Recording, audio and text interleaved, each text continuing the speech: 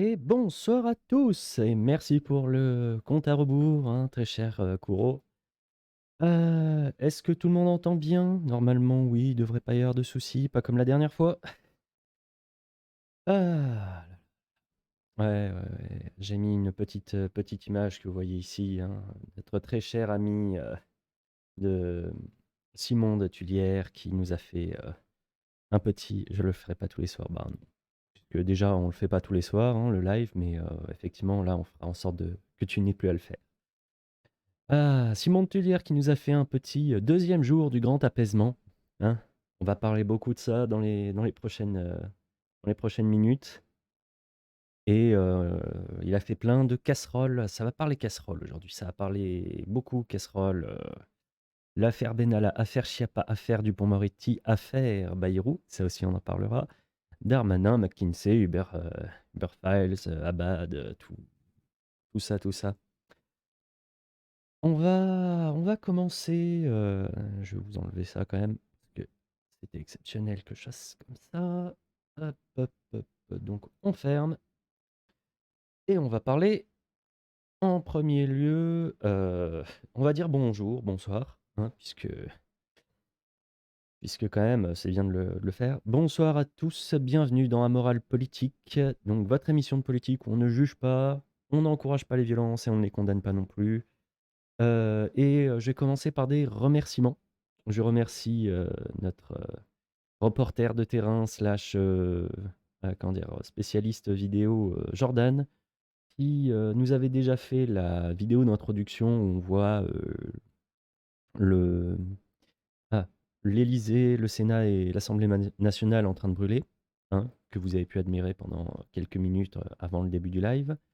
Et il nous a fait 2 shorts qui sont maintenant sur, la page, YouTube que vous pouvez suivre évidemment et la nouvelle page Instagram que j'ai créée pour l'occasion et que vous pouvez aller, rejoindre. Je vais essayer de rajouter quelques trucs dessus, histoire de faire un peu de mettre des infos dont je parlerai pas forcément en live, hein. Histoire que, il y a des trucs quand même qui sont intéressants, c'est intéressant d'en parler, mais je vais peut-être pas forcément prendre à chaque fois le temps de les expliquer en live ou autre. Et puis des fois, ça permet de faire du suivi. Alors pour ce soir, nous allons faire 4 parties, 4 sujets principaux. Le premier sujet un peu gros, c'est les 100 jours voulus par notre cher président, hein. On va parler des diversions qui ont été utilisées par Macron dans ces derniers jours, et enfin par Macron et le reste du gouvernement. On va parler un peu de Chiappa, des forces de l'ordre. On va faire un tout petit sujet là-dessus, on va vraiment y aller très vite. Et on finira sur 4 informations très importantes qu'il faut garder à l'esprit, hein. Parce qu'on ne parle pas que des retraites, il y a des sujets quand même qu'il faut. Oui, on va parler de son passage en Alsace, ne t'inquiète pas. Mais il y a 4 sujets qu'il va falloir garder à l'esprit dans prochaines semaines, prochains mois, et qui sont tout aussi importants que la réforme des retraites. Mais oui, effectivement, on commence par les 100 jours de Macron. Les 100 jours, cette idée qu'il nous a mis dans le crâne lors de son dernier discours que nous avons vu tous ici ensemble, hein. 100 jours d'apaisement, on va voir un peu la qualité de l'apaisement. Mais premier lieu, le terme de 100 jours. Il faut qu'il prenne le communicant qui lui a donné cette idée. C'est con.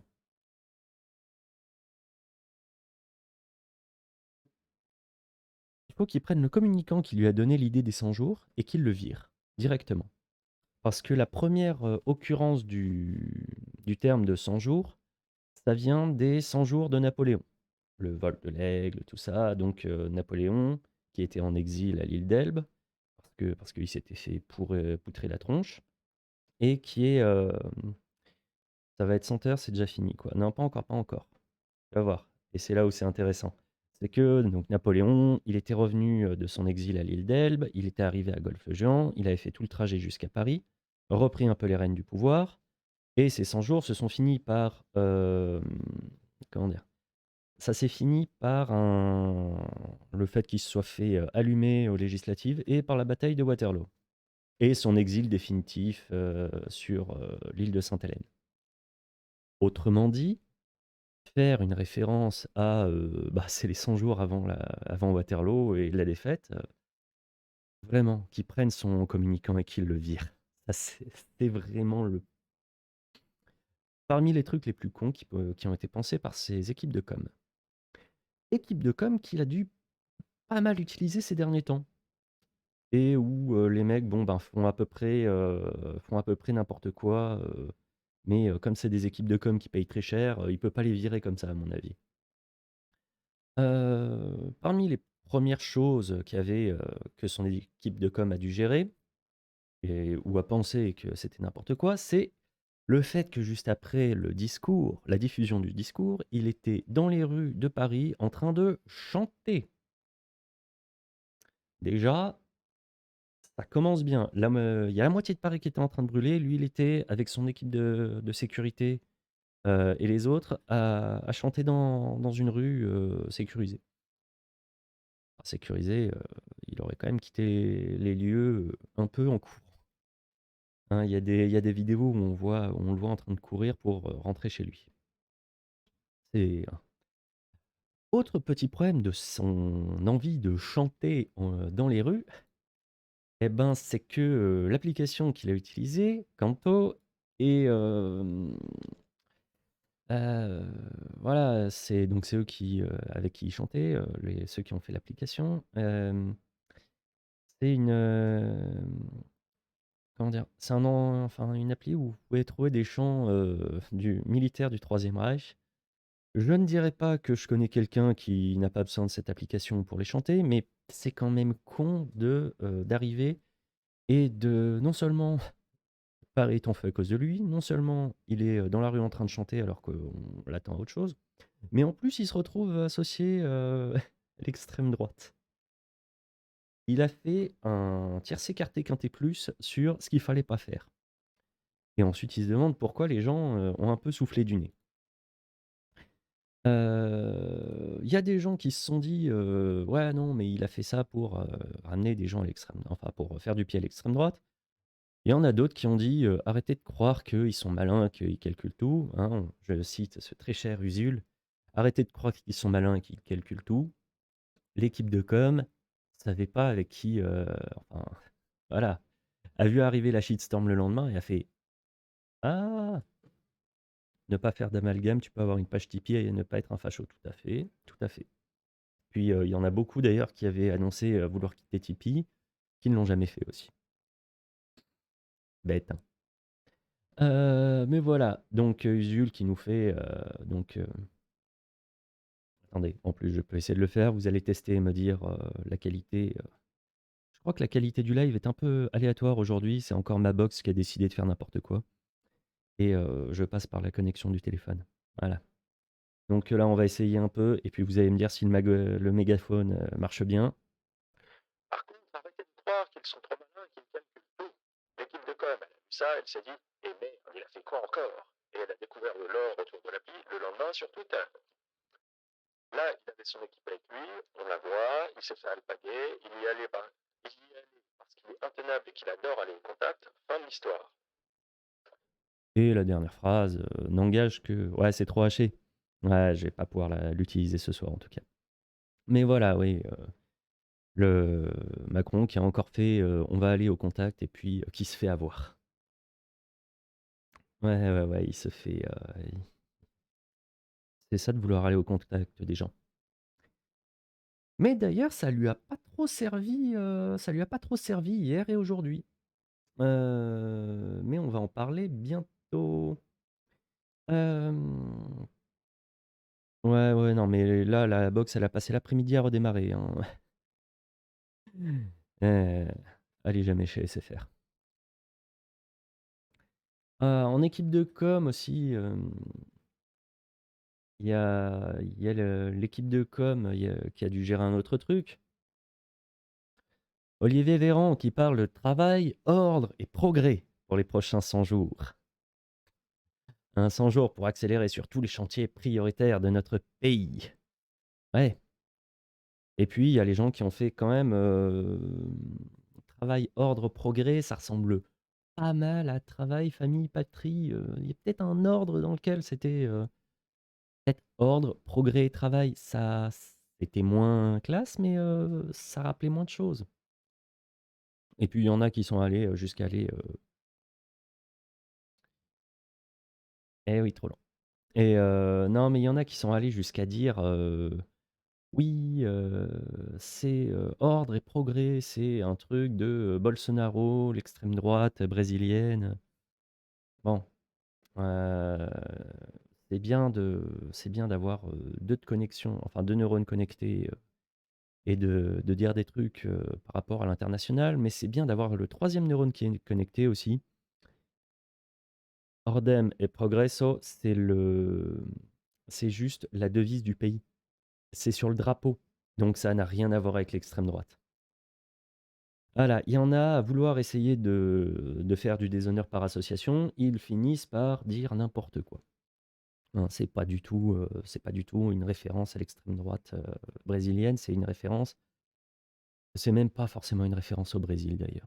Et si vous dites ordre et progrès au Brésil, c'est un peu comme, liberté, égalité, fraternité ici, ou travail, famille, patrie, 1943. Derrière, pour, l'apaisement, nous avons un spécialiste de l'apaisement, hein, Olivier Dussopt, qui pour lui, pour apaiser, la famille, la patrie sont foutus aux chiottes, on dit bonjour à l'ordre et au progrès, merci le capitalisme. Exactement. Et Olivier Dussopt, les conditions de l'apaisement, c'est de faire en sorte que la réforme des retraites s'applique. Il y a quelque chose qu'il a pas compris. Il y a quelque chose qu'il a vraiment, vraiment, vraiment pas compris. Hem, Comment dire?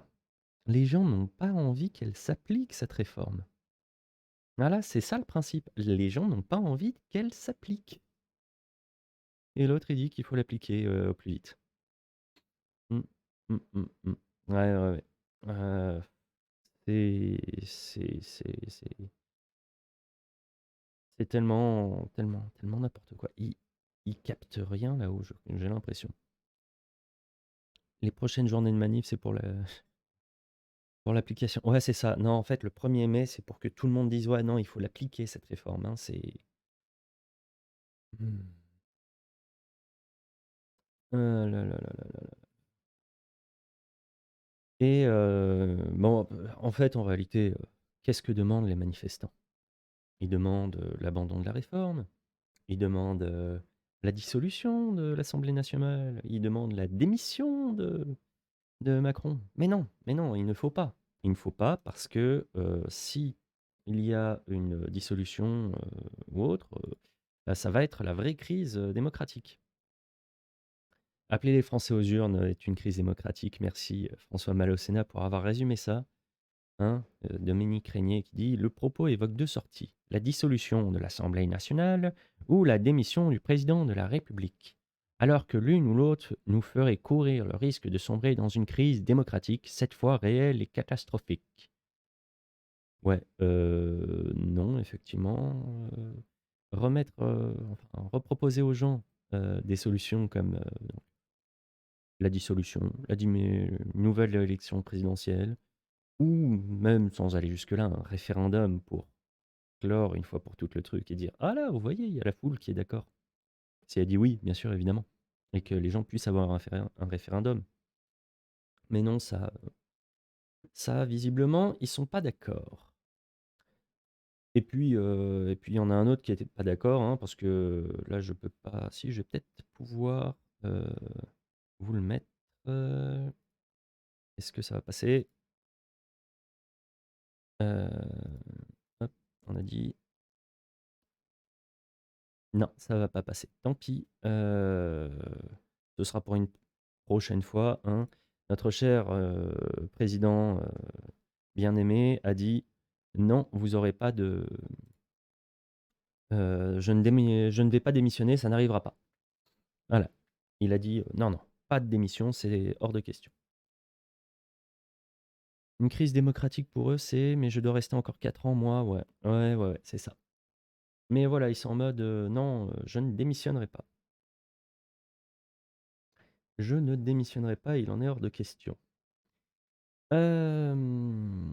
Et oui, et comme notre très cher modérateur Kouro l'a dit tout à l'heure, Macron avait envie de renouer avec avec le peuple et donc d'aller en Alsace.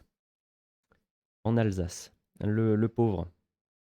Il connaît pas la manière très franche et directe que les Alsaciens peuvent utiliser pour communiquer. Eh là là, nous avons devant jour 100 jours d'apaisement. Et bon, bah, quand il va en Alsace pour la première rencontre, bon, bah, les Alsaciens lui disent que c'est un trou du cul. Mm.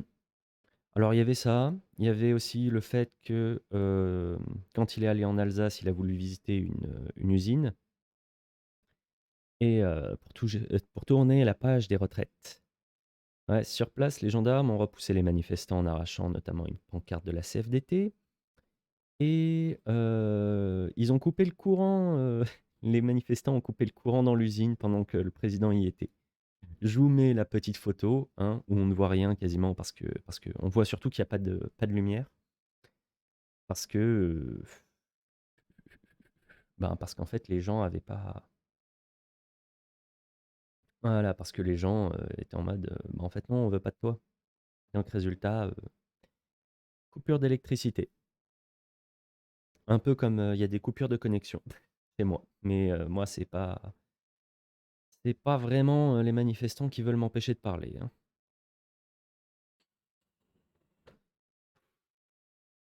Et puis il y a d'autres réactions de la part des manifestants évidemment. Donc, il s'est fait traiter de trou du cul.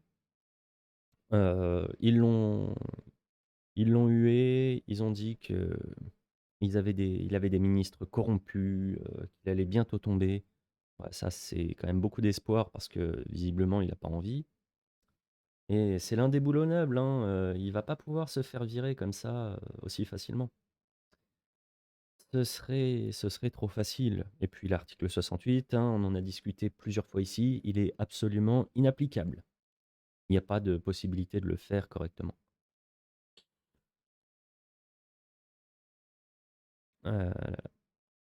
Euh, ensuite, qu'est-ce qu'ils ont dit d'autre? On veut pas de ta retraite, qu'est-ce que tu comprends pas, trou du cul? Un peu un prérequis ces dernières années, calme, on y arrive, on y arrive, on y arrive, ce sera pour bientôt. Mais voilà, les Alsaciens très remontés. Et notre cher Emmanuel Macron a voulu quand même donner un peu une façade en mode tout va bien, je suis habitué, et ce n'est pas la. Ouais, et encore, je t'envoie jamais le script. Ce n'est pas la première fois que j'entends des gens qui râlent contre moi. Hein, il a essayé de faire oh non, non, non, mais j'ai l'habitude, ne vous inquiétez pas. Non, mais t'es pas censé avoir l'habitude, en fait. Mais voilà, non, ne vous inquiétez pas, ne vous inquiétez pas, j'ai l'habitude. Mais c'est quand même rare que. Enfin, avant, il arrivait quand même à sortir, hein. J'ai bien aimé la tarte à l'humilité qu'il prend sur la vidéo, sur le coup. Oui, oui, oui. Mais là, il a essayé quand même de se donner bonne contenance. C'est allez, vas-y, j'y arrive. Et puis il a sorti ce n'est pas des casseroles qui feront avancer la France. Hein, parce que les gens étaient venus avec des casseroles. Ting, ting, ting, ting, ting. Ting, ting, ting, ting. Ah, et puis bienvenue Ben, hein. Bienvenue à toi puisque tu fais ton premier message, hein, ravi de t'accueillir parmi nous, hein, chez les factieux. J'ai décidé comme ça que vous allez être comme, je vais vous appeler comme ça. Vous êtes les factieux. Et je suis le grand factieux, hein. Je vais finir au poste avec toutes ces conneries. Mais soyons les factieux, puisque comme on aime critiquer les politiques, eh ben on est forcément des factieux. Oh là là là là là là. Et donc à la suite de tout ça, quand même, il a voulu être en mode non, mais tout va bien, ne vous inquiétez pas, j'ai l'habitude d'être agressé, On parle de faits, donc oui, non, mais les faits et puis le réel, on sait très bien que tout ça, c'est factieux, hein, donc tant pis. Hem, il y a comment dire? Après avoir tenu son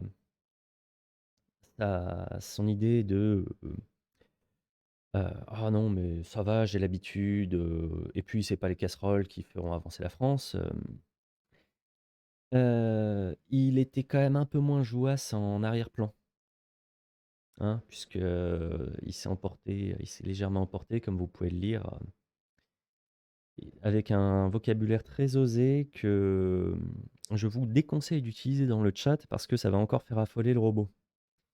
Voilà, même moi je ne vais pas prononcer ce qu'il a dit, mais ah franchement, pour qu'il arrive à dire ça, c'est que vraiment, il était fâché, hein, il était fâché. D'ailleurs, c'était pas le seul truc sur lequel il était fâché, hein, il était fâché aussi sur les casseroles, donc il a demandé à les interdire. C'était interdit d'avoir sa casserole, pour se rendre à ses meetings, ses visites. Oui, oui, tu as le passe-droit et puis si jamais tu vois des gens se faire, suicider par le bot, tu as le droit de les enlever du suicide assisté. Et voilà, les casseroles interdites en présence d'Emmanuel Macron. Alors c'était pas tout à fait les casseroles qui étaient marquées, c'était un arrêté préfectoral. Il y avait, tout moyen de faire du bruit grosso modo, ouais, des relents de gilets jaunes, c'est un peu quand ils arrêtaient les gens en jaune. Tout à fait, tout à fait, tout à fait. Et puis, quand on leur a demandé: «Mais c'est pas ça en fait le truc, qui est marqué?» Et puis, «C'est très con de le faire». La préfecture a dit: «Non, mais en fait, c'est les agents qui ont mal interprété ce qu'on avait marqué». Ouais, ouais, ouais, ils ont mal interprété. Heu, ils ont tellement mal interprété quand même que les gens se sont bien foutus de la gueule de Macron et des autres. Et ça a même donné, l'occasion à quelqu'un que d'habitude je n'aime pas forcément beaucoup, et que je ne trouve pas très intelligente dans ses déclarations, de faire une déclaration intelligente. Hein, Sandrine Rousseau: «Est-il possible de sortir d'une crise démocratique par l'interdiction de casseroles?» Et oui, les gilets jaunes, c'était déjà Macron. Non, mais surtout quand tu arrives à faire en sorte de donner une occasion à Sandrine Rousseau de dire un truc intelligent et une blague drôle. Moi, j'aime bien cette blague, elle me fait beaucoup rire. Je la trouve très drôle et quand tu arrives à ça, que tu arrives à rendre Sandrine Rousseau drôle et pertinente, c'est que vraiment on est passé sur un autre univers. On n'est plus sur univers, 1, univers 101, univers, non, on est dans une sacrée, réalité, alternative bizarroïde, hein.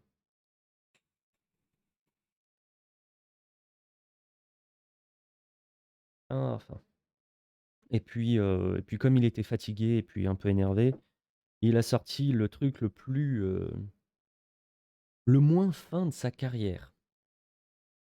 Et pour bien illustrer ça, j'ai fait attention que l'arrêt sur image soit excellent. C'est le président qui décide, j'ai un CDD jusqu'en 2027. Admirez cette, capture d'écran, incroyable. J'ai voulu vous faire profiter de cette face. Ce n'est même pas trafiqué, ce n'est rien du tout, c'est vraiment un truc c'est vraiment la tête qu'il a eue dans le on dirait presque Sarko. Ouais, ouais, non, il a vraiment fait cette tête et j'étais en mode: «Ah, je suis obligé de le montrer à mes petits factieux». Ah là là là là là là là là. Et face à cette sortie, incroyable, il s'est quand même fait, reprendre au vol par, bah, en fait, n'importe qui a à peu près, 3 connaissances en droit. Parce que c'est le peuple qui décide. Article 3 de la Constitution. La souveraineté nationale non, attendez. La souveraineté nationale appartient au peuple qui l'exerce par ses représentants et par la voie du référendum. Aucune section du peuple ni aucun individu ne peut s'en attribuer l'exercice. un peu de solennité dans comment dire? Cette émission de Brut. Et Brut, avec un E, hein. Je ne pique pas le nom des autres émissions, ou des autres chaînes. D'ailleurs, chaîne YouTube, hein, pour ceux qui ont envie, allez sur Brut, ils font du bon boulot.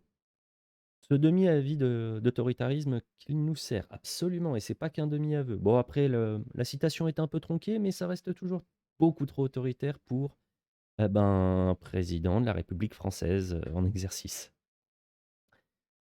C'est quand même pas la joie, hein, qu'il puisse sortir ça, sans trembler des genoux.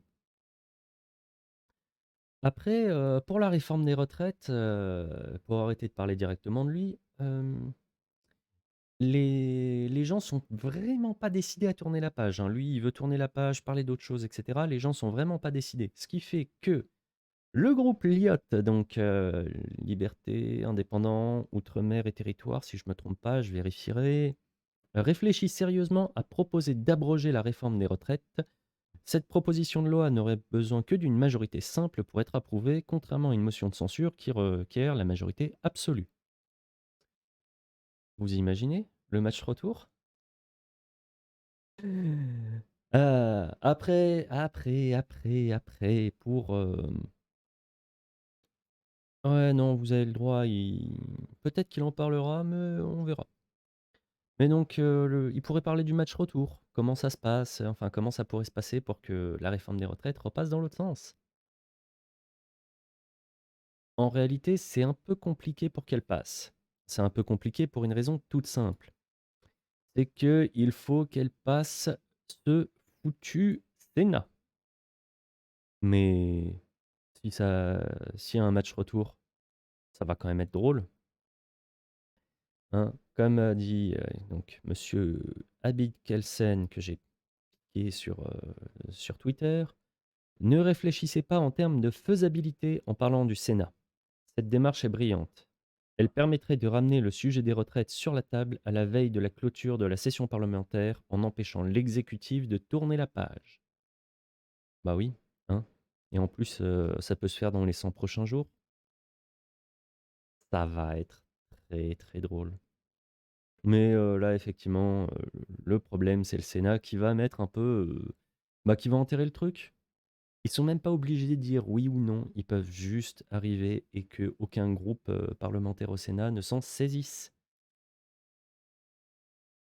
Hem, En cas de désaccord entre le Sénat et l'Assemblée nationale, c'est pas l'Assemblée qui doit avoir le dernier mot, mes cours remontent. Alors, ouais, mais c'est simplement que si le Sénat, rejette le texte purement et simplement, mais même sans le modifier ou quoi que ce soit, s'ils arrivent et que ça passe juste pas, c'est pas dit que, bah, en fait, tant que le Sénat ne valide pas d'une manière ou d'une autre, ça passera pas trop.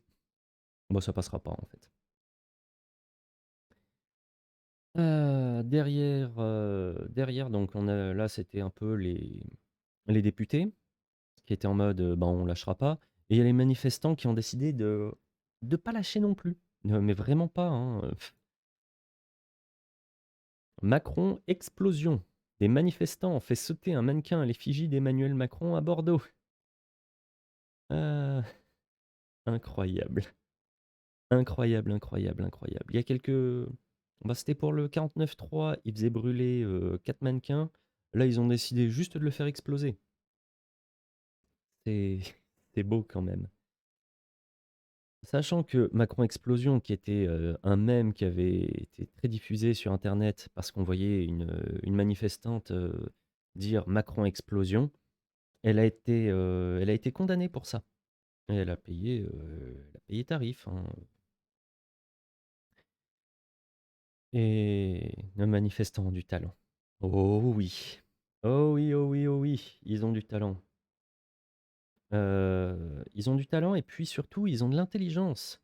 Parce que ils ont décidé non seulement de, faire exploser, Macron, mais dans tout ce qu'ils ont pu faire en termes de, comment dire? De petits trucs, notamment aujourd'hui, c'est viser, Euronext, propriétaire de la Bourse de Paris à La Défense. Comme quoi, les manifestations se suivent, mais elles visent toujours les organes du pouvoir, qu'ils soient gouvernementaux ou pouvoir économique. Ouais. Après, peut-être qu'il y avait un tout petit truc qui les avait incités à aller directement là-bas. Un tout petit truc qui s'appelle crise démocratique, prix de l'essence en hausse, inflation à deux chiffres sur l'alimentaire, difficultés pour se nourrir chez les plus modestes, services publics en crise. Malgré le contexte, la bourse de Paris va bien. Le CAC 40 a atteint son record historique ce matin. Donc ça, c'était, vous pouvez voir, le 17. Ça a peut-être un tout petit peu motivé les manifestants à aller dire bonjour à la bourse de Paris pour dire vous faites des couilles en or, on aimerait bien que en fait vous nous vampirisiez pas tout l'argent qu'on pourrait produire. Faudrait que je vous passe pour la prochaine fois les magnifiques courbes entre la productivité et les salaires qui sont. Ils ont vu ça aux États-Unis. Il y a une décorrélation qui existe depuis déjà quelques années avec la courbe de la productivité qui est comme ça et la courbe des salaires qui suivait et qui a stagné très fort. Et c'est un peu le problème dans lequel on est aujourd'hui, c'est que même si les gens sont de plus en plus productifs et produisent de plus en plus de richesses, ils n'en voient jamais le bout, ils n'en voient jamais quoi que ce soit, ça n'atterrit même plus dans leur poche ou ça ne fait même plus semblant d'atterrir dans leur poche. Par contre, donc là, on a fait un peu le tour des sujets, retraite. Mais, vous vous souvenez du discours de lundi? Macron, il a essayé de mettre d'autres sujets pour dire: «Allez, venez, on va plutôt parler d'autre chose». Un peu une faufilade, heu, une diversion. Merci pour le suivi, Ben. Une petite diversion, plein de petites diversions d'ailleurs. Comment dire? Plutôt que les gens parlent des retraites où visiblement tout le monde est d'accord, ben, on va les faire parler de quoi? De l'immigration et de la fraude, sociale, et fiscale. Mais pour fiscale, on va attendre un peu. Mais donc déjà les faire parler d'immigration, hein, c'est toujours le sujet où on sait que personne ne va s'engueuler, hein. Si ça part en débat en commentaire, Twitch va pas apprécier. Donc mais voilà, hein, histoire on va plus parler des retraites, on va parler de l'immigration. Pour qu'on arrive à ce point-là, c'est que vraiment, vraiment, tu dans la merde. C'est un peu la technique du chat mort de Boris Johnson, dont on a déjà parlé. C'est c'est quoi? Il y a un sujet de merde? Attendez, balance une connerie et puis les gens vont aller dessus. Mais voilà, voilà, on va parler d'immigration, ce sera mieux. On va taper, ils ont sorti Bruno Le Maire. Bruno demande, comme dirait, notre ami, François Mal au Sénat. Bruno Le Maire qui a dit que, les compatriotes en ont marre de la fraude. L'avion brûle, pas prenons le dirigeable en pleine tempête, c'est ça. Non mais, on va parler de l'argent des aides qui finit au Maghreb ou ailleurs, mais d'abord au Maghreb. Donc, comme l'a indiqué, hein, monsieur Malik c'est écrit trop petit pour que je puisse vous dire, mais vous lisez vous-même sur votre écran. Pour essayer de faire diversion, le gouvernement a décidé de sortir les phrases de PMU et il y en a marre des Arabes qui touchent la CAF. Bah oui, parce que pendant que vous êtes en train de parler de ces petites phrases, vous ne parlez pas des retraites. Évidemment, évidemment, évidemment, à ouvrir ce sujet, bah il y a des gens qui s'y sont. On y arrive. Mais il y a des gens d'abord qui sont concentrés sur le sujet effectivement de la fraude fiscale. C'est un gros sujet, il faut en parler. La fraude sociale, pardon. Il y a des gens qui ont décidé de se mettre sur la tronche à cause de ça. Donc Check News qui dit voilà, il y a Il y a des conneries qui sont dites, franchement, c'est pas une bonne idée d'en parler, comme ça et les gens qui font remarquer à Check News que c'est pas aussi simple que ce qu'ils ont, envie de dire, que c'est pas non plus que des conneries, donc si on décide de se limiter à la version de la Cour des comptes, alors il convient de le rapporter correctement. Oui, oui, oui, le top, mais il y a aussi des ils le font disparaître de manière plus claire, hein, le top tendance, bah, par exemple, lundi soir, je voulais voir les manifestations qu'il y avait à Marseille. J'ai cliqué sur l'onglet récent et bah, il n'y avait qu'un seul tweet récent avec Marseille. En mode, le truc a le mot a disparu de Twitter pendant quelques heures. Bon, évidemment, je vous mets pas tous les trucs de les gens qui se tapent dessus. Si, vous avez, la CGT qui est arrivée, qui leur a rappelé effectivement ce que monsieur, Kouro Kaname, répète pas mal de fois depuis tout à l'heure. Hem, la fraude, sociale, c'est 2,6 de la fraude en France. La fraude fiscale, c'est 90. Ça concerne enfin, ça touche, 80 milliards en estimé. Les estimations vont de 50 à 100 milliards et plus vers 80 milliards, mais ce n'est qu'une estimation. On n'est même pas sûr de tout ce qui est perdu. 80 milliards, alors qu'on nous bassine qu'il fallait faire la réforme des retraites parce qu'on avait 12 milliards de déficit sur le financement des retraites.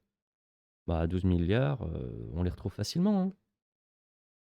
Avec un dernier petit truc, histoire que si jamais on vous parle de ça, oui, nous allons nous concentrer sur la fraude fiscale. Ah ben, je vais ah non, je vais vous en parler un peu plus tout à l'heure quand même, mais voilà, c'est pas une bonne idée de les lancer, sur la fraude, fiscale quand même. Alors on a quoi? Oui, en plus, parce que les gens se concentrent sur une partie du discours de Bruno Le Maire, mais comme dit monsieur François Mal au Sénat, faut que j'arrête de le citer, il revient beaucoup trop souvent. Les 12 milliards sont d'autant plus ridicules quand on sait ce sur quoi ils se sont assis avec l'ISF. Oui, oui, oui. Oh bah l'ISF, c'était pour éviter aux milliardaires de partir. Ouais, bah, ils sont pas partis, mais ça fait pas créer des emplois pour autant. Bruno, donc dans la tradition de Bruno demande, demande, enfin, veut laisser quelques semaines aux distributeurs, mais Bruno demande aux entreprises de faire le maximum pour l'emploi des seniors. Bruno demande, hein, c'est plus Bruno Le Maire, c'est Bruno demande. Facebook m'a retrouvé une vidéo de Osons Causer qui parlait du pacte de responsabilité de Macron, 41 milliards qui partent des caisses de l'État sans promesse d'emploi. Exactement. Bah, pacte de responsabilité, CICE, l'entièreté de ce qui a été donné pour, pour les aides aux entreprises, qui représente une part monstrueuse du budget de l'État. Je crois qu'il y avait des sources qui disaient 2 tiers du budget de l'État, c'est des aides aux entreprises.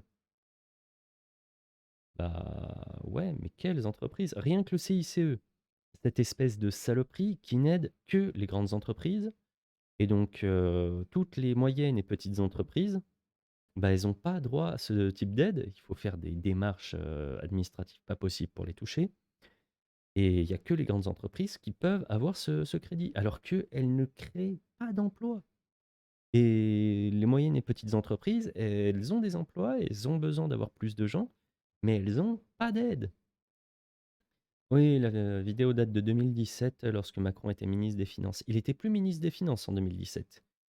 Il a arrêté d'être ministre des Finances en 2016 et il a démissionné pour pouvoir, commencer la campagne. Mais ouais, non, non, il faut être très, très sérieux. Comme quoi ça date pas d'hier son incapacité. C'est pas une incapacité, hein, du tout. C'est quelque chose qui est très réfléchi. C'est: «On va aider qui?» petit point, on part en live parce que c'est bien drôle de faire ça et puis de toute façon, on peut s'amuser. Il est en train, enfin, il est en train, pas lui, mais pas que lui, mais ils sont en train de créer un système vraiment à la cyberpunk. Pas forcément que le jeu, mais l'esprit, où il y a des énormes corporations qui vont se créer, qui vont prendre de plus en plus de poids, de plus en plus d'importance, de plus en plus de et faire de plus en plus la loi, tout simplement. Déjà, ça a commencé, pas capacité, voilà, c'est ça. Merci Kuro. Mais il y a vraiment cette idée que les entreprises, les multinationales et autres ont aujourd'hui déjà la capacité d'arriver et de présenter des amendements directement écrits par eux à l'Assemblée nationale. Marlboro avait présenté un amendement. C'était même écrit dans le truc, ça avait fait jaser à l'époque, enfin ça avait fait parler. Il y avait un amendement sponsorisé par Marlboro. Euh, les entreprises commencent à vraiment prendre du poids comme décrit dans les œuvres d'anticipation et de fiction sur bah, la cyberpunk et à ce décalage avec ce qui doit être, ce décalage avec la démocratie. Ça commence à devenir sérieux et à arriver réellement. Ensuite, donc je vous ai mis un peu Bruno demande. Il y a aussi les gens qui ont décidé de mettre des petits tacles. Alors j'ai pas pu résister. Il fallait que je vous le mette. Un petit tacle à certains qui avaient l'habitude de demander au barrage. Et là, rien que pour ça, je suis obligé de vous le mettre en grand, plus grand que ma tête. Le gouvernement s'apprête à ouvrir la séquence ciblant l'immigration et les étrangers profiteurs pour tenter de faire oublier le fiasco des retraites et dire qu'on a fait barrage aux idées du RN. Ouais, bien les castors. Y a pas de souci. SpaceX, ils font pire. Ils se foutent de ce qui s'est originellement promis. Ils se foutent des lois. On en est là. Oh oui, non, mais les entreprises n'en ont plus rien à foutre des lois. Mais voilà, hein, rappelez très fort à ceux qui ont fait barrage à la haine que de toute façon, ça ne changeait rien. Comme on l'a déjà dit plusieurs fois ici, ils ne font que se renvoyer la balle. Ça ne sert à rien de dire j'ai fait barrage à la haine. Macron va appliquer exactement enfin, les lois que demande le RN. Ou Reconquête, puisqu'on rappelle que Zemmour était enfin, appelé à faire de l'immigration pour le travail. Hein, pour un anti-immigrationniste, non, bah non, puisque le capital passe avant. Là là. Et de toute façon, c'est complètement con. Évidemment que l'immigration, ils en ont, même à l'extrême droite, ils en ont envie pour faire bosser les gens. Parce que c'est toujours corrélé. Quand vous faites venir des immigrés, vous leur faites faire des trucs que veulent pas faire les locaux. Les castors, c'est copyright Zoxycopathe. Ouais. On lui fera un bisou. Il reverra ça sur la chaîne YouTube, je pense. Mais voilà, l'extrême droite et la droite n'ont de toute façon pas d'intérêt à arrêter vraiment. Ils ont un intérêt à arrêter l'immigration illégale, mais ils ont un intérêt à faire venir des gens quand même, hein, pour faire baisser le coût du travail. Parce qu'à un moment, c'est ça le but quand même. Et donc, je vous dis pas de voter droite ou extrême droite, de voter Marine Le Pen ou Macron. J'ai fait l'erreur de prendre position une fois. Quand vous avez une bataille comme ça, si vous voulez y aller, si vous voulez aller voter parce que c'est important de montrer le vote blanc, vous y allez. Si vous considérez que c'est pas important, allez à la pêche, je vous en voudrais pas. Et je vais même dire, allez-y, c'est bien d'aller à la pêche. Et il y a même une fois, ouais, ouais, ouais, on a fait la même erreur tous les deux. Mais il y a même une fois où je ne dirais pas que c'est moi qui avais donné, enfin, j'avais quand même convaincu quelqu'un d'aller voter pour la dernière fois. Il disait, ouais, mais quand même. Et je lui ai dit, mais c'est important d'y aller pour montrer qu'il y a quelque chose. Il fait, ouais, non, mais j'ai envie de pourrir le système. Et il y a c'est peut-être à ce moment-là, il faisait chaud, surtout à la dernière élection présidentielle, hein, c'est peut-être à ce moment-là où il y a une idée de ouais, non, non, mais les immigrés, ils s'en sortent autrement. Mais dans la discussion sur les dernières présidentielles, il y a peut-être un moment où a été évoquée l'idée de mettre, bah, en fait, dans l'enveloppe, s'il fallait pourrir le système, de mettre dans l'enveloppe un morceau de jambon. J'y allais en début de journée, de mettre un morceau de jambon et aller pour l'odeur quelques heures plus tard, après la chaleur horrible.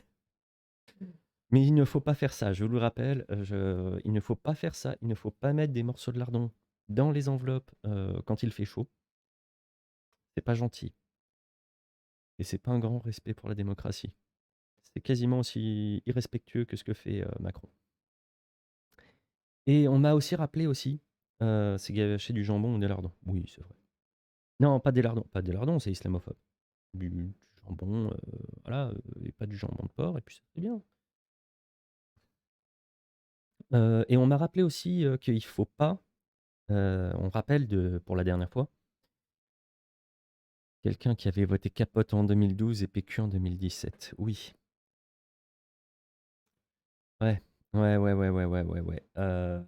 Ça marche aussi, mais il ne faut pas que les deux soient usagés. Là, c'est vraiment, vraiment au-delà de tout. On avait parlé la dernière fois de la technique. Ouais, bah ouais, PQ 2017, abstenu en 2012. Mais on avait parlé la dernière fois de la technique superglue. Superglue dans les serrures ou autres. On rappelle qu'il ne faut pas le faire, qu'il faut que vous disiez à vos amis de ne pas le faire et surtout, surtout, il faut surtout pas que vous en mettiez dans les les serrures des, permanences, des députés. Surtout, ne faites pas ça. Ça fait des énormes dégâts. OK? Vous êtes d'accord? Vous vous en souviendrez, hein, vous demandez à toutes vos connaissances de ne surtout pas mettre de superglue dans les serrures de porte des députés. Ne faites pas ça. Ce serait dommage. Ah là là là là là là là là là là là. Et il faut que tu retires du taf au serrurier, comment il bosse après? Oui, c'est vrai que ça crée de la richesse. On va avoir 2 points de PIB supplémentaires juste par le travail des serruriers. Ah, et puis parce qu'il faut clore cette séquence de comment dire? De diversion gouvernementale. Quand on vous parle de la fraude sociale, de la fraude fiscale, vous n'avez qu'une seule chose à répondre. Non, vous avez 2 choses enfin, une seule chose à répondre réellement. La fraude fiscale écrase la fraude sociale, un peu comme, cette infographie va m'écraser. Mais voilà, la fraude fiscale et la fraude sociale, c'est quand même pas tout à fait les mêmes. Et deuxièmement, qu'il faut garder à l'esprit, eh ben, pas le bon dossier, eh ben, le gouvernement, il s'en fout totalement de la lutte contre la fraude, la délinquance économique et financière. Donc, c'est bien de vouloir, de dire, «Oui, il faut lutter contre la fraude». Mais premièrement, la seule fraude enfin la principale fraude contre laquelle il faut lutter, c'est la fraude fiscale.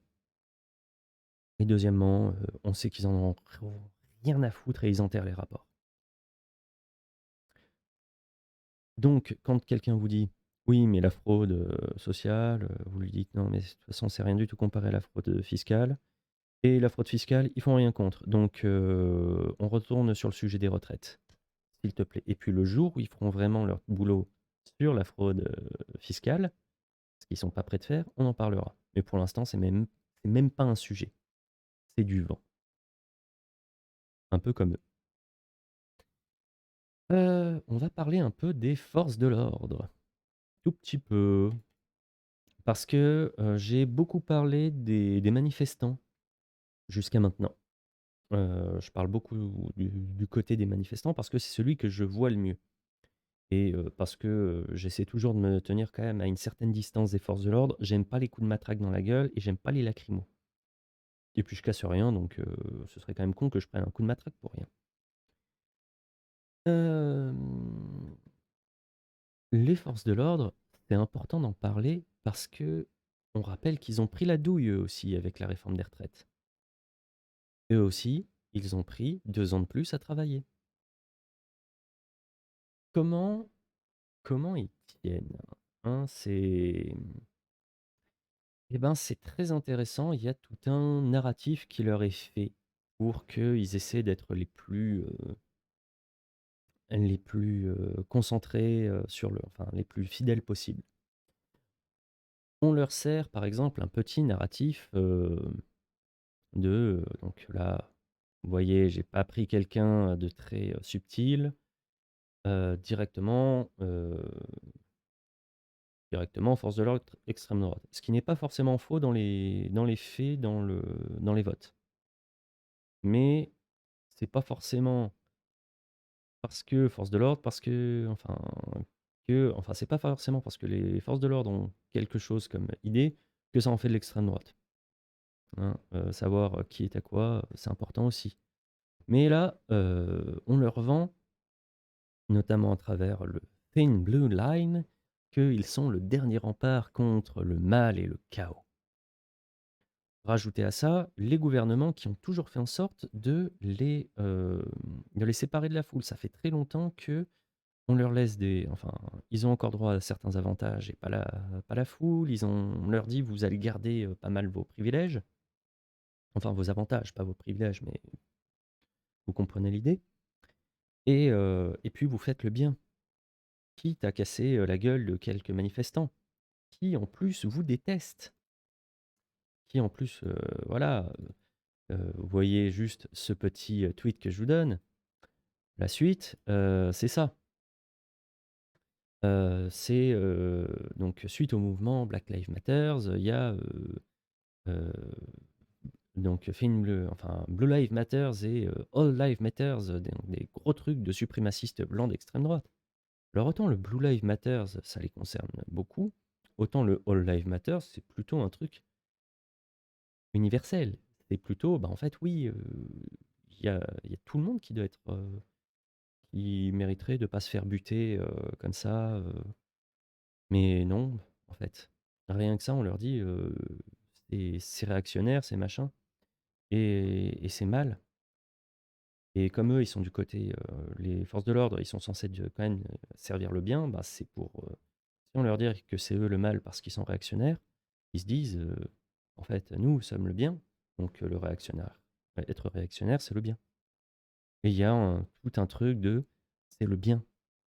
C'est pour ça qu'ici on parle pas de morale. On parle pas de bien et de mal. On essaie de réfléchir, mais ça fait de vous des factieux et moi encore pire. Mais voilà, le bien, le mal, le réactionnaire, le le SJW woke, islamo-gauchiste, c'est le camp du bien, le camp du mal, le camp du et tout ça ne fait que une chose, s'assurer que les prolétaires que sont les forces de l'ordre et les prolétaires que sont les manifestants continuent à s'entretuer sur des conneries et tout ce qui est au-dessus, Macron et cetera, ben, c'est pas eux qui se font massacrer dans les manifs. C'est pas eux qui se font frapper. Donc ça sert à rien de se dire entre nous: «Vous êtes le bien, le mal». Oui, je vais finir dans les dossiers de la Miviludes, je vous demande pas encore d'argent, je ne peux pas. La Miviludes, hein, on dit bonjour, heu, les sectes, tout ça. Je ne vous demande pas de croire en moi. Heu, vous le faites tout seul. Faut que j'arrête les plaisanteries. Je vais vraiment, vraiment finir par avoir des et en plus, c'est toi qui me balance qui me met dans la sauce, franchement. Faux frère, hein. Ah là là là là là là. Et voilà. Et donc résultat, qu'est-ce qui se passe quand vous avez le bien, le mal? Bah, vous en avez qui font les rapaces dessus. Bon, il y a pas trop à être rapace, hein, de toute façon, il y a bien que le Rassemblement national qui va essayer de défendre les forces de l'ordre. Donc évidemment, le vote, des forces de l'ordre va vers le Rassemblement national. Ce serait déjà assez, évident pour eux si en plus, il n'y avait pas les élus eux-mêmes de l'autre côté de la barre qui appellent à faire des dégradations. Parce que je peux comprendre que, les élus ne s'expriment pas sur, les dégradations. Ou les élus disent qu'il ne faut pas parce que de toute façon si vous dégradez, les hôtels de ville, les abribus, et ce genre de choses, c'est les impôts locaux qui vont payer. Donc c'est quand, des gens dégradent, des choses en plein milieu de la ville, malgré que je trouve que ça peut être extrêmement intéressant, notamment les feux de signalisation, heu, ça ne fait que enfin qu'un comment dire? Qu'un responsable, qu'un élu local dise: «En fait, oui, mais vous ne faites que augmenter les impôts locaux parce qu'il faut tout réparer». Je peux comprendre. Qu'ils appellent à, casser de même, ils peuvent le penser, ça ne me pose aucun problème et je peux tout à fait le comprendre. Qu'ils appellent à la dégradation, ça c'est un peu plus discutable. Voilà, je leur demande pas de forcément être, «Non, il faut pas le faire», ils peuvent tout à fait ne rien dire. Mais appeler à dégrader quand tu es un élu, c'est pas très intelligent. Et en plus, derrière, il y a les forces de l'ordre qui sont en mode, bah, même les élus, ils sont contre nous. Donc leur allégeance ne va vraiment que à l'État centralisé tout en haut. Et donc résultat, si vous avez un élu qui va essayer de calmer les forces de l'ordre en disant: «Non mais voilà, quand même c'est un usage disproportionné», bah, un peu comme, certains députés ont voulu faire, et ben, les forces de l'ordre, ils en ont plus rien à foutre. Et ils auront qu'une loyauté envers le pouvoir exécutif. Et les extrêmes se tapent dessus. Exactement. Les extrêmes se tapent dessus au lieu de taper sur l'étage d'en haut. D'ailleurs, on va faire un hors-sujet que j'avais pas prévu, heu, parce que c'est pas mal sorti ces derniers temps. Il y a, Hugo Clément, le journaliste, qui a voulu aller parler d'écologie à l'extrême droite, alors que la gauche n'est pas forcément en cause. Ouais.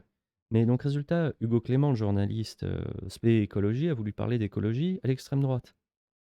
Et il est en mode, bah, en fait, ouais, il faut que, on parle d'écologie et que dans partout, il y ait, l'écologie qui soit abordée et le le respect, des droits, des animaux qui soit abordé. Parce que c'est pas que réservé à la gauche et ben, l'extrême droite, ils ont fait: «Oui, c'est un vrai sujet, c'est intéressant, on va en parler». L'extrême gauche a fait: «Bah, en fait, non, il fallait pas parler avec eux». «Mais c'est dans mon combat de parler de ça». «Ouais, mais il faut pas leur parler». Parce qu'en fait, ça les rend, ça leur donne des noblesses, des machins. Mais en fait, si tu fais en sorte que ton adversaire soit déjà un peu moins pire, le jour où il arrive au pouvoir, c'est pas mal. Alors, peut-être que, tu n'as pas envie que l'extrême droite arrive au pouvoir, enfin que le Rassemblement national arrive au pouvoir. Bon, déjà, je pense que c'est peine perdue, hein, 2027, ça va passer. Mais, s'il fait du travail en amont et qu'il fait déjà sur, ses sujets de prédilection, il arrive à convaincre les responsables d'extrême droite qu'il ne faut pas, fusiller la nature et fusiller, et être terrible avec les animaux. Pourquoi ce serait un problème? Puisque de toute façon, il risque d'y arriver. Et j'ai lu des trucs incroyables sur, oui, mais l'écologie, d'extrême droite, c'est un truc, qu'il ne faut pas même s'ils font les bons trucs, en fait, il faut pas que ce soit là. Moi, je dis, si vous êtes, pas d'accord avec quelqu'un, mais que vous arrivez déjà à vous entendre sur certains points, bah, discutez avec lui sur sur quoi vous vous entendez, hein. Et puis peut-être même que vous avez, c'est en passant par cette voie-là que vous arrivez à le faire changer d'avis. Et je dis pas ça du tout parce que je l'ai fait pendant 2 ans avec, des bûcherons, qui votaient extrême droite, hein. Sur lequel on s'est pas forcément entendu, mais là où on arrivait à s'entendre et ben, on pouvait, chacun, avoir un point de vue plus complet derrière. Bon, petite parenthèse refermée. Nous allons maintenant parler de quelqu'un que nous adorons, madame Marlène Schiappa. Ah là là là, Schiappa, Schiappa, Schiappa. Vraiment, cette dame d'une subtilité et d'une d'une grâce absolue qui a réussi à faire vendre, ouais, bah, celle qui a réussi à faire vendre, super bien tous les stocks de Playboy, la playmate la plus connue après, la mère de Marine Le Pen. Une subtilité. Tu n'es qu'un sac à main de seconde main. Trouve le courage de me rappeler au lieu de parler dans mon dos. Donc Marlène Schiappa qui s'adresse à sa collègue ministre Isabelle Rome, qui avait critiqué sa couverture à Playboy. Une subtilité incroyable, cette dame. Un sac à main de seconde main. On est déjà pas mal dans le pléonasme, enfin dans la répétition, pas le pléonasme, la répétition. Mais traiter sa collègue de sac à main, c'est d'une subtilité et d'une classe. J'ai rarement vu ça. Ils détestent tellement entre eux, les ministres. C'est, on se croirait dans un gouvernement de, de cohabitation. C'est immonde. Oh là là là là. C'est bas comme comparaison. Oui, tout à fait. Mais de toute manière, c'est important pour elle qu'on parle d'elle pour ce genre de choses, parce que ça aussi, c'est de la diversion. Parce qu'on en apprend de bonnes sur le fond Marianne. Aucun rapport avec quelqu'un qui s'appelle Marianne, évidemment. Alors que Marlène Schiappa se défend de toute implication dans le choix des bénéficiaires du fonds Marianne, Mediapart révèle que 3 de ses collaborateurs ont participé à la sélection des candidatures. Un des bénéficiaires a même été poussé à postuler. Il y avait de l'argent à distribuer. Et c'est ses collaborateurs qui ont fait en sorte que ce soit distribué. Donc Marlène Schiappa était à la manœuvre sur toute la distribution d'argent et donc résultat sur qui pouvait toucher des sous. Et actuellement, je ne veux pas être à la place des influenceurs qui ont pu toucher de l'argent grâce à ces fonds. Je suis allé regarder dans les commentaires de Jimmy Defoy sur Twitter. Il n'y a pas une seule fois où il y a quelqu'un qui lui demande de rendre l'argent. Il y en avait pour 60 000 € pour Jimmy Defoe. Après, c'est rien comparé à d'autres assos, hein, mais j'ai l'impression que être touché par Marlène Schiappa, c'est pire que la lèpre, hein, c'est quoi? C'est de l'argent, touchez pas. Par Marlène Schiappa? Il y a 60 000? Non, donne-moi plutôt les 10 balles de quoi, vous avez la lèpre? Ouais, je prends plutôt les 10 balles de la lèpre que les 60 000 de Marlène Schiappa. Ah là là là là là là. Mais ouais, les diversions. Marlène Schiappa qui préfère parler de son passage dans Playboy que de comment dire? De l'attribution de ses fonds, enfin du fonds Marianne. Surtout que les journalistes maintenant se gênent pas pour raconter exactement les dernières heures de Samuel Paty, qui a été à l'origine de la création du fonds Marianne. Et on voit que la situation a pas mal changé aussi, puisqu'il y a les gens qui vous disent: «Oui, non, mais si, enfin Samuel Paty, c'était un dangereux islamophobe, il fallait pas». Mmh. J'adore la politique en ce moment. Un mec qui se fait décapiter, c'est pas la victime, c'est l'agresseur de base. Il y en a qui arrivent à dire ça. on respire et on va commencer à aller lentement mais sûrement vers la fin de ce live que j'ai voulu faire un peu rapide quand même parce que les lives de 4 heures, ça ne marche pas du tout sur YouTube. N'oubliez pas de vous abonner à la chaîne YouTube aussi, hein, faut que j'arrête de forcer. Faut que j'arrête de forcer à ce niveau-là. Mais donc, 4 informations qui sont absolument nécessaires de garder en mémoire et qui sont importantes. Parce que on dit, enfin je vous dis, oui, il y a des choses qui sont juste de la diversion. Mais là, il y a 4 informations qui passent un peu sous les radars, vous devez les retenir. Alors, quelle est cette première information? Première information importante, Pôle emploi va devenir France Travail. 1er janvier 2024. Ça donne le ton. C'est de l'impératif. Vous êtes voilà, contraignant, ça va être pas seulement un changement de nom. France Travail. Ah merde, j'ai perdu. Qu'est-ce que t'as perdu encore? Si c'est le jeu, il est fini depuis des dizaines d'années. Ensuite, deuxième information extrêmement importante à garder en mémoire, que vous soyez, enfin si vous êtes employé ou pas, vous allez plus voir ma tronche dans 2 secondes, je vous assure. Hop, abandon de poste, la présomption de démission devient la règle. Le choix de non, ouais. Bah t'as avait raison. Et donc, maintenant, vous ne pouvez plus faire d'abandon de poste. Ce sera forcément considéré comme étant de la démission.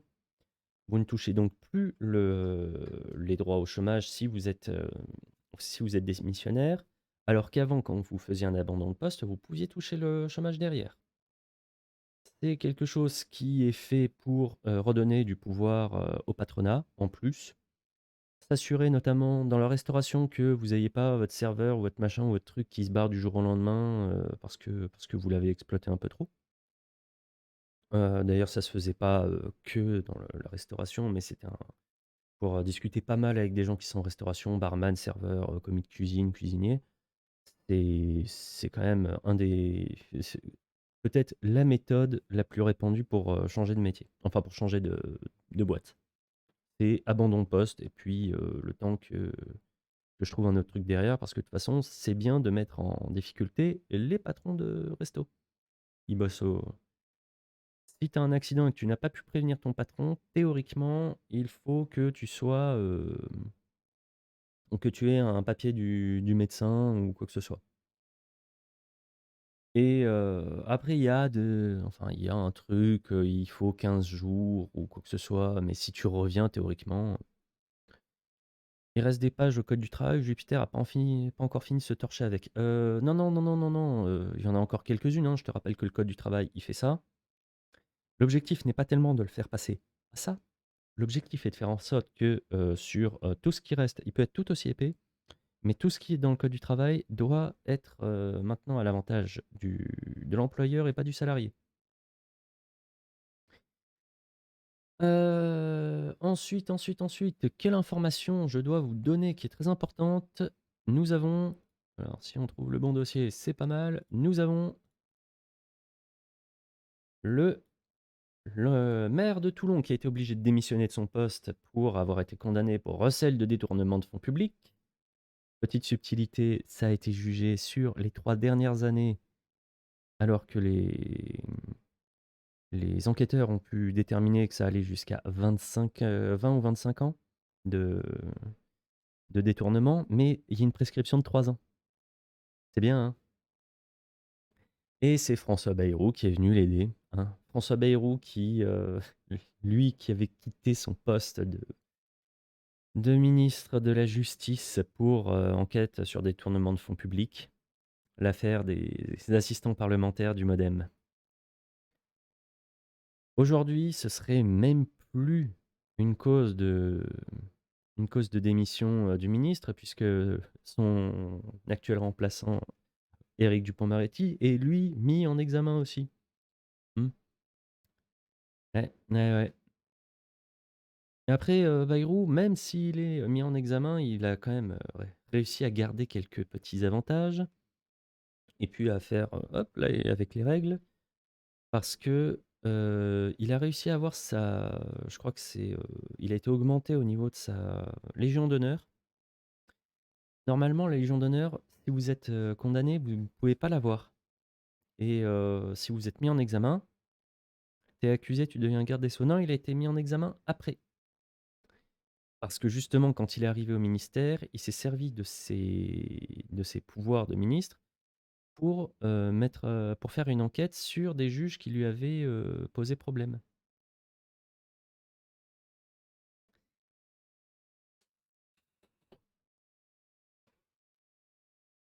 Donc voilà, maintenant effectivement, il serait toujours garde des Sceaux. Dernière information et on reprend on reprend quelqu'un qui est déjà intervenu dans cette émission et qui continue à avoir parfois des informations importantes. Quelle bande de requins, il est pas honoré. Je ne valide pas cette blague, originaire d'Aquapolis. Oh là là là là. En plus, Bayrou, originaire du Béarn. Béarn. Même en le disant, c'est drôle. Je vais me faire tailler par les Béarnais. Hein. Donc je ne pourrai plus aller à Pau. Je ne pourrai plus aller à Pau. Et comme pas mal de monde, si vous êtes trop près des manifs, juste avant la dernière info, si vous êtes trop près des manifs, si vous avez trop participé aux manifs, je ne vous conseille pas non plus d'aller à l'étranger. Il y a un, il y a un responsable d'entreprise de la fabrique. Donc un truc, il faudra que je vous retrouve le truc. Là, je pensais pas en parler ce soir, mais il y a quelqu'un qui était un peu dans les manifs. Il a voulu aller pour un rendez-vous d'affaires en Angleterre. Il s'est fait arrêter par la police anglaise parce qu'il pensait que c'était un factieux et qu'il allait faire des actions enfin de manifestation directement là-bas. Et il a pu ressortir du commissariat anglais, mais sans son ordinateur et sans son téléphone, qui vont être entièrement fouillés pour trouver tous ses contacts et essayer de voir l'entièreté du réseau qu'il peut avoir. Donc, si vous êtes trop proche de manifestations, je vous déconseille aujourd'hui d'aller à l'étranger. Moi, par exemple, je sais que je vais pas pouvoir aller à l'étranger dans les prochains mois, les prochaines semaines, c'est mort. Et il va falloir que j'arrête de faire des petites parenthèses comme ça. Et surtout que je vous en parle plus sérieusement la prochaine fois. Vous m'y faites penser, hein. Vous avez la plupart du temps, vous avez mon contact. Mais donc, petite dernière information. Quasiment 70% de la population française doit être fichée S. Oui, mais tu as le droit de la demander. Tu as le droit de demander ta fiche S. Il faut que je retrouve le modus operandi, mais tu peux envoyer un petit message au ministère de l'Intérieur. Faut bien. Ouais, bah oui, évidemment, toi, tu l'as forcément été. Mais peut-être que je le suis aussi, hein, mais on peut envoyer un message au ministère de l'Intérieur en disant voilà, conformément au droit sur les informations, je demande ma fiche de. C'est pas fiche de sécurité, mais enfin, voilà, je demande à savoir ce que vous avez comme information sur moi. Et là, il y a trois choix. Soit le service concerné te dit il n'y a pas d'informations sur vous, donc tu n'as pas ou plus de fiches. Soit ils disent voilà toutes les informations qu'on a sur vous, et il y a toute la liste de ce que tu peux avoir, donc tu as accès à ta fiche S. Soit ils te disent nous avons des informations sur vous, mais nous ne pouvons pas vous les communiquer. Et là, bon, ben, ça pue. Ça pue, tu peux même pas quitter le territoire, tu vas te faire arrêter soit à la douane, enfin, soit à l'aéroport, soit à l'arrivée ailleurs. Voilà, voilà, voilà. Mais tu peux légalement demander ta fiche S. Je retrouverai le moyen de demander. Mais donc, résultat, on a fait attendre un peu trop, hein, la dernière information. Et nous pouvons remercier Madame Sandrine Rousseau qui, pour la deuxième fois d'affilée, dit quelque chose d'important. C'est très très bien. Quand je vous disais que le monde partait en couille, 2 fois d'affilée, dans la même journée, que je trouve des informations de Sandrine Rousseau qui sont importantes. Le graphique qui montre la chute historique des consommations alimentaires. Le grand pic, c'est juste avant le confinement, évidemment. On ne reparlera pas de cette période incroyable où tout le monde achetait n'importe quoi. Et vous voyez que le pic de consommation du confinement se retrouve à l'inverse aujourd'hui à cause de l'inflation. Ah, une chute, mais d'une violence. Bah, il faut retourner à 2010 pour avoir aussi peu de consommation. Les gens, quand même, continuent à consommer pas mal après le confinement, hein. Mais là, c'est la grande dégringolade. Ça n'annonce rien de bon. Et quand je dis régulièrement aux gens, l'inflation, ça fait en sorte qu'il va y avoir des gens qui vont être dans des situations de plus en plus extrêmes et que vous allez vous retrouver face à des gens en manif avec des situations de plus en plus extrêmes, c'est de ça dont je parlais. C'est ça qui est important à prendre en compte. Des gens qui renoncent à se nourrir et qui sont donc de plus en plus de gens qui renoncent à se nourrir et mathématiquement de plus en plus de gens qui n'ont plus les moyens de se nourrir. Et donc ils sont de plus en plus désespérés et quelqu'un de désespéré ou un peuple désespéré, ça ne fait jamais, jamais, jamais. Oui, on va rester attentif sur les échelles du graphique, mais tu vois à peu près le truc. On est sur le début d'une pente dangereuse, d'une pente extrêmement dangereuse. Si les gens arrêtent de se nourrir,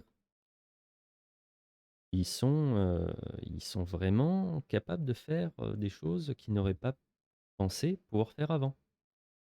Et puis quand tu es, enfin pour les plus désespérés d'entre eux, quand tu es en prison, bah au moins tu es nourri et tu plus à te soucier de ton loyer. Mais ouais, ce graphique est très, très important à garder en tête. Je vais le suivre personnellement, je vais suivre très fortement ces informations. De toute façon, source INSEE, je vous conseille d'installer la petite application INSEE mobile et vous pouvez trouver toutes les statistiques très intéressantes dont vous avez besoin. Et ça, cette statistique-là, elle est à garder en tête très fort.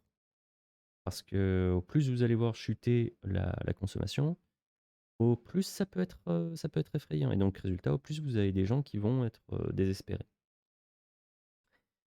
Et puis Attali l'avait dit, hein, Jacques Attali, qui avait dit qu'il va y avoir un déclassement lent et invisible. Bah, il n'est pas si invisible que ça, Jaco. Par contre, ouais, il y a un déclassement qui va être de plus en plus explosif. Euh, et dire que nous avons Madame la Première ministre qui a fait oui, non, mais il n'y a pas de problème, l'inflation n'est pas si élevée que ça, il y a des baisses de prix sur certains produits. Ouais, ouais, ça se voit bien hein, sur le graphique. Ça se voit bien.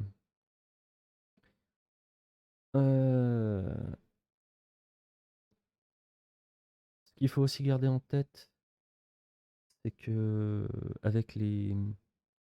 avec l'augmentation des mouvements violents et autres, malgré cette augmentation de choses visées, bah, ils visent toujours aussi bien, ils visent toujours les centres de pouvoir.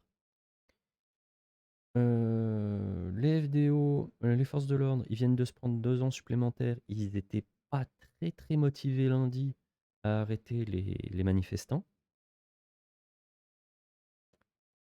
Ça vaut le coup de pas affronter, enfin de pas appeler à la violence envers les forces de l'ordre, mais juste à leur dire: «Vous vous faites avoir comme nous, vous vous faites avoir comme nous. Bientôt, vous aurez pas assez, augmenté pour que ce soit intéressant, de nous taper dessus». Dites aux FDO d'arrêter enfin aux forces de l'ordre d'arrêter de taper sur les manifestants.